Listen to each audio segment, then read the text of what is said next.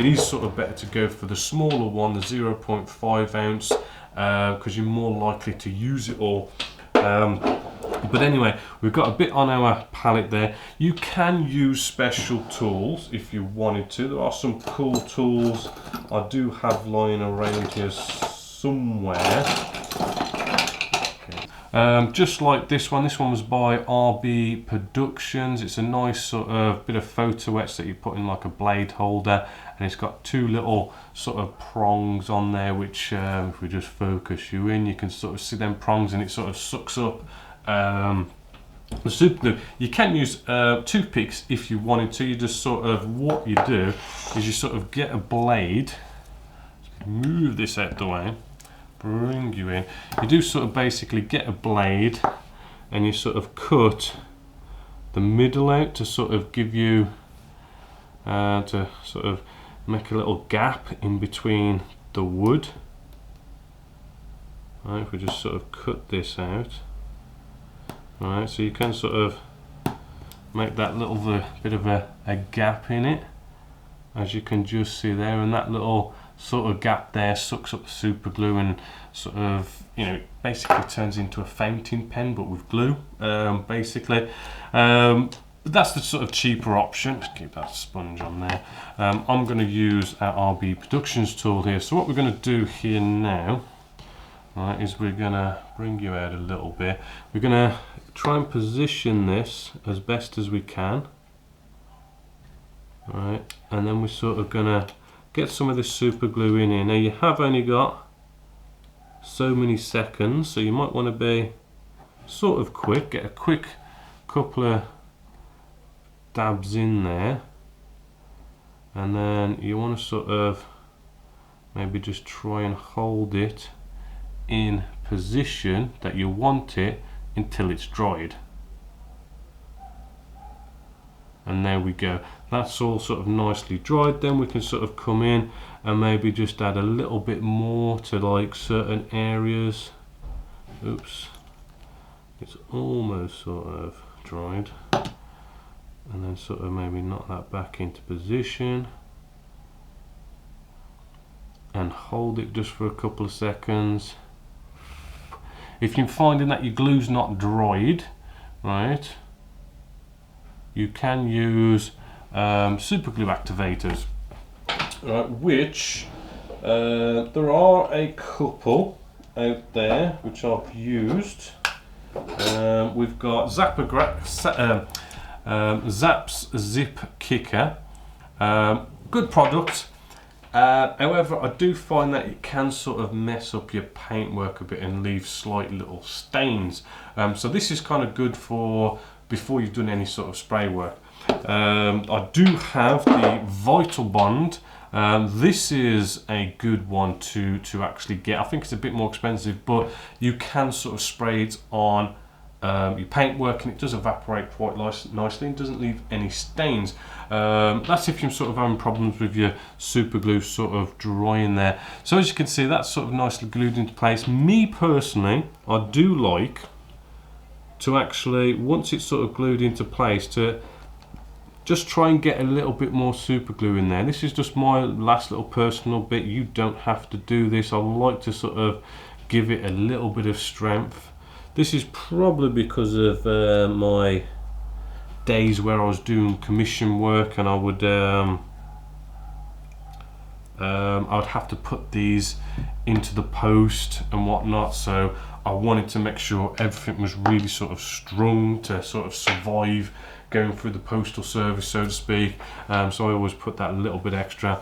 Then what you want to do, I'll just speed up this drawing here just to make sure, and I can sort of show you the Vital Bond.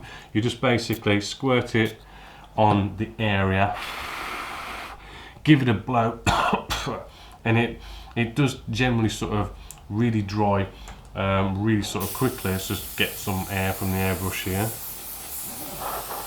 right, and it evaporates really quickly, and that should have really activated our super glue. Now what you also might want to do is, I don't know if you can tell, but what super glue will do, I mean, you might be able to just see around here, I've got a little bit of the super glue in this area. If if I can just get this on camera a bit.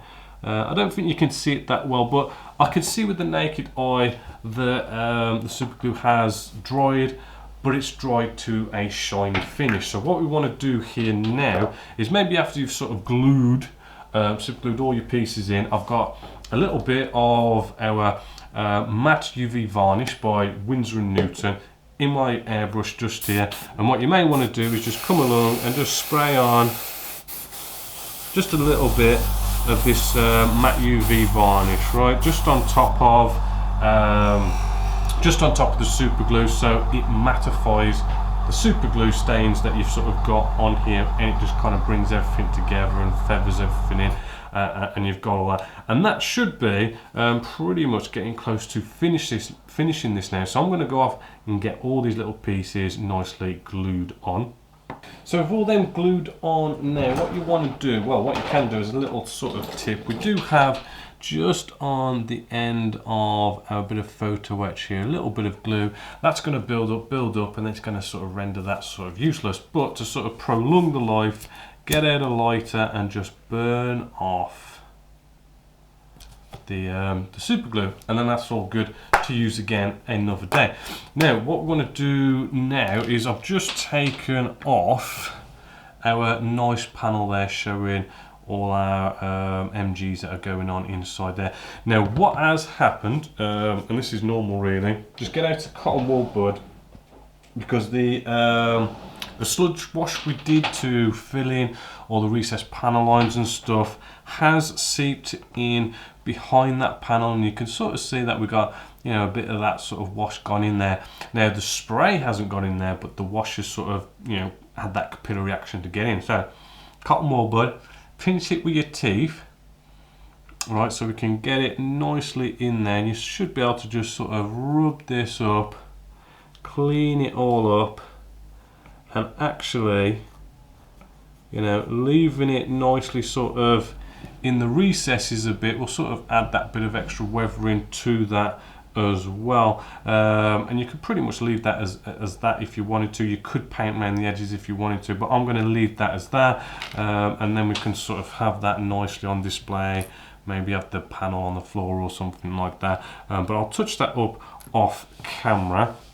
Next thing, if I just get my bit of sponge out, what we're going to do, tip this upside down. We have got a cool bit just here, so just getting out some glue. We're going to be using Micro Crystal Clear, really cool product. What this is all good for, it's good for gluing on canopies, but there's a nice little technique. Let's just give it a bit of a shake at least. Well, there's a nice little technique where we can get out a cocktail stick. We're just going to dip the cocktail stick into this glue, right, and then what we're going to do, we're going to very carefully and slowly sort of put it into this little hole here, work it right round to the edges, just kind of circle motions, and then very carefully pull that out like so.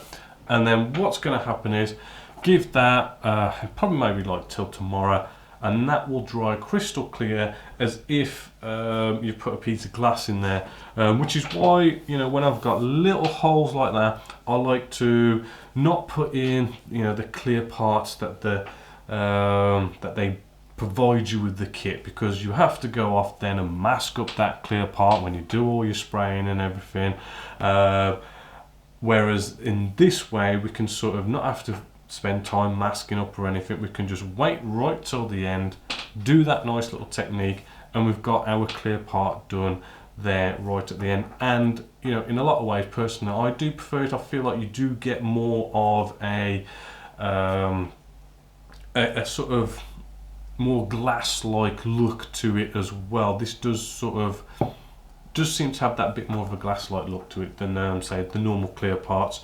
So leave that to dry, and then there's final little touch-ups, and I think that is basically it. So here she is. She's all now nice and finished, hopefully, as you can see just here. If I just turn this over, you'll notice we did that last bit of sort of like a PVA glue, the micro crystal clear. That's all nicely dried now, and hopefully you can see that just looks like a nice piece of glass.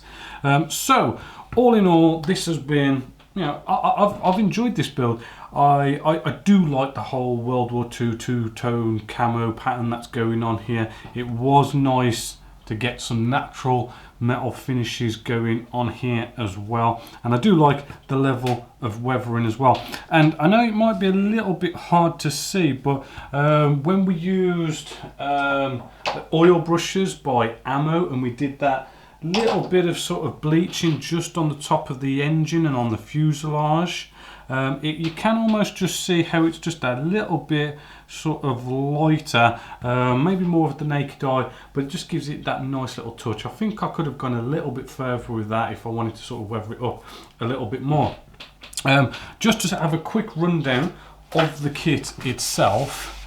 First off, the cockpit has gone together rather well, and it was, shall we say, it was well detailed for out of the box. Now the MG section, I did go off and I did have one of my panels here to open up. If I can just open this up, you'll sort of see, and in all honesty, there is a bit of blue tack in there. And if I just bring you in a little bit closer, in all honesty, I wasn't 100% too happy. Once I'd finally finished the model and then took off that panel to sort of show it all off, it's not really that detailed enough, in all honesty. I mean, it really does need that bit of extra scratch building. So I have quite nicely just put a bit of blue tack in there, right, and I've just sort of squeezed it together, and it does look as though it's sort of just nicely sort of glued on there. So, you know, it is a good fit, the panel is. I just didn't feel like this detail that's in here was up to scratch. All right, moving along, pretty much we didn't really have any major problems with the fit issue of this kit. It did all go together rather well. I did throw in a load more than 15 grams of weight in this section just to be on the safe side, and I've got no tail sitter and no real problems with it, so always play it safe. The engine section, I haven't actually showed that in this video because I am sort of umming and ahhing whether to sort of do a separate step-by-step solely of the actual engine section. So maybe later on you'll see a step-by-step that's solely dedicated to doing this engine section. It just makes it easy for you guys to find things, because if you want to learn how to do engines, you've got to sort of know that I did an engine in this Meteor step-by-step. But if I've got a step-by-step that just says engines, then, you know, it's just easier to find that particular sort of step-by-step and how to do things. So that is probably going to be a separate video. And apart from that, really it has gone together rather well. I know these flaps, they were a little bit tricky, but we did get there with them in the end. So all in all, it was a great fit and a great build to put together, and the end results I really do like. I do like all the weathering that we did on there as well, but other than that, you know, it is a big thumbs up kit, and hopefully you've enjoyed me watching this through step by step here at Genesis Models. So really, you know, until the next step by step here at Genesis Models, I know I'm sort of working on Spitfire and Lynx at the moment. Hopefully you're enjoying them. But yeah, until next time, hopefully you've enjoyed. My name is Bob Waldron, this is Genesis Models, and I'll see you next time.